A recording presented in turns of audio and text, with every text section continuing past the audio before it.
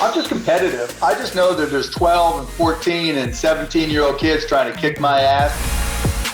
This is as impactful as the internet was in 1995. If you were trying to help us move forward as a country, 2 or 3 things that you think would make a real meaningful difference? Everybody tries to make equality into a math equation. It is not a math equation. Artificial intelligence is going to change everything. Did you ever think about an NFL team? It's definitely a locker room topic these days. So what will come next? Because you and I have talked before about whether you'd run for office. So it's still just a dirty, dirty business. Hey there, family. Welcome back to the show. I'm Carlos Watson. Today, one of my favorite guests of all time is back. Of course, I'm talking about Mark Cuban. Now, not only has Mark been a great guest on the show, he's been a great supporter across the OZY universe. All sorts of good things coming up. He's going to dazzle you a little bit. Also coming up, we're going to shine a light on an incredible program from our friends at Ally Financial. Now, it's called Moguls in the Making, and we'll tell you more. In fact, we're going to introduce you to 4 young up-and-coming entrepreneurs. A little later, they're dynamic. You're going to love what they're doing. But first, the ultimate entrepreneur, Mark Cuban, best known as the Billionaire investor, also known for his time on television with Shark Tank, and of course, as the majority owner of the Dallas Mavericks basketball team. Gonna break it down, talking hoops, crypto, so much more. You're gonna love it. My man, Mark Cuban. The Carlos Watson Show is brought to you by American Family Insurance. Hey, Mark. What's going on, Carlos? How you doing, my guy? What are you eating today? Alyssa's healthy cookies. Sorry, you got me in the middle of a bite. No problem. Wait, are you sharing or are you just enjoying? I always share, you know. Just tell me what you want. I love it. I wish I could say I was a healthy cookie eater. I tend to be a chocolate chip with walnuts and coconut and the whole deal kind of guy. Yeah, I go down that rabbit hole way too often. You know, your boy Steve Nash was the first real person I knew who told me that healthy eating changed his profession. After he left us. After, is that right? Okay. He said, Carlos, I realized it was so competitive out here that I literally needed every edge, including what I ate. I think that was his motivation. Did you ever think about an NFL team, or have you always been NBA? Always basketball. Yeah, I looked at baseball. Glad I didn't do anything. They didn't want me in. That's so funny when you say that. I forgot when you first came in the NBA, they were giving you trouble early on. They haven't stopped, no, but they're just used to me now. For those people who are committed to cryptocurrency, whether you see it as a store of value, whether you see it as a gamble, whether you see it as the future, and the same with tokens, we want to be able to allow people to transact business how they want, where they want, when they want.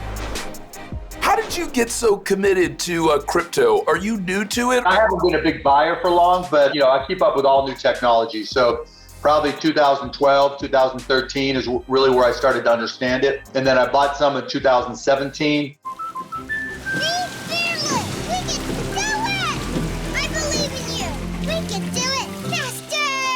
Our home is the training ground for her dreams policy. Insure carefully. Dream fearlessly.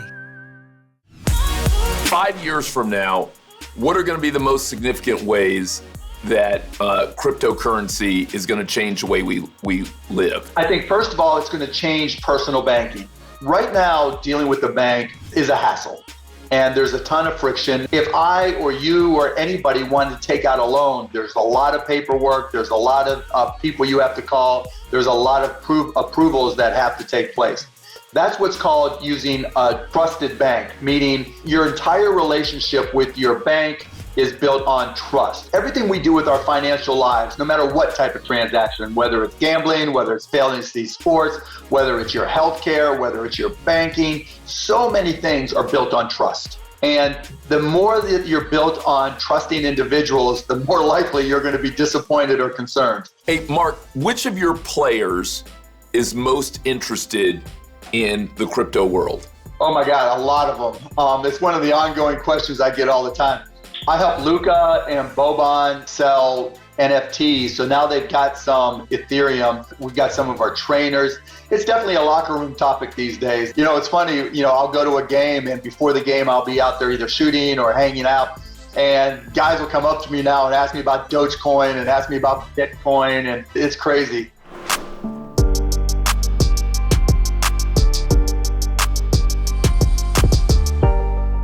Hey, Mark, as you know, we talk a lot on this show about dreaming fearlessly. You ended up changing the name of AudioNet to broadcast.com. You ended up selling that for a little over $5 billion to Yahoo, kind of at the peak of the market. What would have happened if you had not sold that? Where would you be today? I think we would have been fine, but I'd still be working. Instead of going to basketball games. That would be the big difference. Someone was asking me today, they were like, Mark still hustles. They're like, Mark's emails out there, people can hit him up. Mark's still speaking at places. He's still in the grind. Where does the hustle come from with you? I'm just competitive. I just know that there's 12 and 14 and 17-year-old kids trying to kick my ass and tell me I'm a dinosaur. And, I'm not going to let that happen. I'll be 90 years old reading all the latest tech manuals and writing software. And so what will come next? Because you and I have talked before about whether you'd run for office. Have you thought freshly about that now, kind of in a post-Trump era? No chance. None. There's so many better ways to have an impact rather than going through that grind. And, it's still just a dirty, dirty business. Mark, you know that we've obviously had a big conversation over the last year about race. Maybe the kind of conversation we haven't had arguably since the 60s. If you were trying to help us move forward as a country, 2 or 3 things that you think would make a real meaningful difference, not just in race relations, but in some of the clear imbalances that we all see? One, I think when we talk about policing and changing policing, we're going about it wrong. We're siloing everything. There's a concept in healthcare called social determinants of health, where, how children are brought up, whether there's food scarcity, education, those things all impact whether or not people stay healthy or how sick they get. And that's also, we don't call it the same thing in policing, but effectively the social determinants of whether or not you're going to become part of the system. And then there are schools that deal with the same issues. How do you keep kids in schools? Then there are charities and religious organizations that try to deal with the same issues. So we have these 4, 5, 6 silos that don't work together. They're all independent. Every city should have an organization that says, you know what? Your church, synagogue, charity, school, hospital, police department, local, whatever, you all have to work together, because there's so much overlap in programs that the efficiency is negligible. The other thing that I've learned over the past few years is treating people equally doesn't mean treating everybody the same. Let's put it that way, right? That everybody's an individual and we have to take into account each and everybody's circumstances. Everybody tries to make equality into a math equation. It is not a math equation. It's not if this organization does this, then this organization should be treated the exact same way, because everybody's background and experience and exposure and issues are completely different. And you need to take all those into account. We don't take a child with ADHD and somebody else without ADHD and say, you know what, we're just going to teach you the same, because it's all got to be the exact same way. We used to do that 50 years ago and we realized it didn't work. Mark, when you're around other kind of entrepreneurs and moguls, if you will, what is the dynamic? There is no dynamic, because there is no billionaires club, and my friends are my friends. I've met Mark Zuckerberg one time for about 3 minutes. I've hung out with Warren Buffett 3 times at Dairy Queens, which I love. I love Warren. We talk about everything from collecting stamps to markets and all that. But more often than not, I hang out with my Pittsburgh buddies, I hang out with my Indiana college friends, and I hang out with my Dallas friends, Mavs people. I'm not somebody to say, well, let's go talk to the rich people. In fact, they're the ones that go to the fancy places. I don't like to go fancy. I like to go chill. I love that. So who impresses you these days? It's more categories, right, as opposed to just one person. Artificial intelligence is just so ripe right now and so important. I'm just trying to keep up to learn, because there's a lot of people way up here and I'm way down here. And it's the same with personalized medicine. If you think about it, our body is just one big math equation. We're going to get to the point where we're going to be able to create images of our own individual bodies and our complete breakdown of our bodies, so that 20 years from now, if one of us gets sick, we'll do an AI simulation of our bodies and all the trillions of variables in it. We'll look at the proteins or whatever it is, the cells, the cancer that have gone bad, we'll inject some stem cells, and using mRNA or some future technology, that'll modify the stem cells to counteract whatever that problem is, whether it's cancer, whether it's a hereditary problem, whether we're using CRISPR to change that hereditary problem. Before we even do that, we'll be able to simulate the impact. The simulation will only be a tool to allow us to pick the right thing to do. If you look at the vaccinations, right, they effectively did that. They simulate all the potential demographic body types and everything to see how the mRNA would impact your body when the vaccine was administered. And they simulated the whole thing to look at the possible outcomes. And that's why they were able to do it far more quickly than historical vaccinations. Hey, I want to do a little bit of rapid fire with you. Fire away. When was the last time you were surprised? Every day by my kids. And to be honest, I think Elon surprises me. Elon's the one guy out there that comes up with a tunnel company. And I'm like, damn, that's a good idea, you know? And so those types of surprises. And then just AI in general, just the amount of research that's coming out and its applications to healthcare, that's continuously surprising to me. Best lesson you've learned about parenting? My parents were right about a lot of things that, you know, to push myself not to be a helicopter parent, you know, let my kids make mistakes. And just because another parent is upset doesn't mean I should automatically be upset. Oh, interesting. That's good. Most beautiful place you've ever been? I love the Cayman Islands. 5 best players in the NBA right now. Luka Doncic, Dwight Powell, Maxey. I'm only going to give you Mavericks. All right. Give me your top 5 retired players. Larry Bird, Kareem Abdul-Jabbar, Michael, can't include LeBron, so Michael Jordan, Kobe, and point guard. Let's go with Isaiah Thomas, just to change things up. You put Zeke over Magic. Okay, that's provocative. I love Magic, but you know, you gotta shake it up sometimes. Your favorite TV series? Other than Shark Tank, I loved Ozarks. Deciding to invest in your family's future and taking responsibility for the consequences of those actions. I'm one of those guys that when I'm on the elliptical, if there's not a basketball game on, I'll just watch whatever show. Most interesting thing you learned in watching Trump? You know, it's like when I got fired from jobs, I learned what not to do. But what was most fascinating about the whole time is the cult of personality, the way that smart people dismissed all the lunacy and corruption and crookedness of this man to support him. That was the most surprising thing. And, you know, what I learned was people want to be part of a group that they think is something special, regardless of who's running that group or ahead of that group. Hey, Mark, thank you so much for joining us. Always. Thanks, Carlos. He got me totally sold on crypto. I bought immediately after. I'm about to buy some more this weekend. I think it's the future, and I think that Mark Cuban knows it's the future. And I'm like, if Mark Cuban knows it's the future, I'm with him. So far from all the people we interview, at least from my perspective, he kind of described the NFT and the whole crypto thing a lot better than most people do, at least to me. I really like what he was talking about when you were talking about connecting like AI with healthcare and downloading our body and the different algorithms that might be happening, and the result being some sort of ailment, and being able to download the cure. That sounds, yeah. Hey, I hope you enjoyed that conversation with Mark. What an interesting guy. Love what he had to say about crypto. Super interesting, obviously, on the basketball side. Now, I'm so excited to introduce you to an incredible program from our friends at Ally Financial. It's called Moguls in the Making, and it's a business plan pitch competition that offers HBCU students an opportunity to learn and practice business skills. Now, they've done something kind of amazing. They partnered with Big Sean and his foundation for this annual competition, and today, going to introduce you to 4 of these incredible moguls. Enjoy.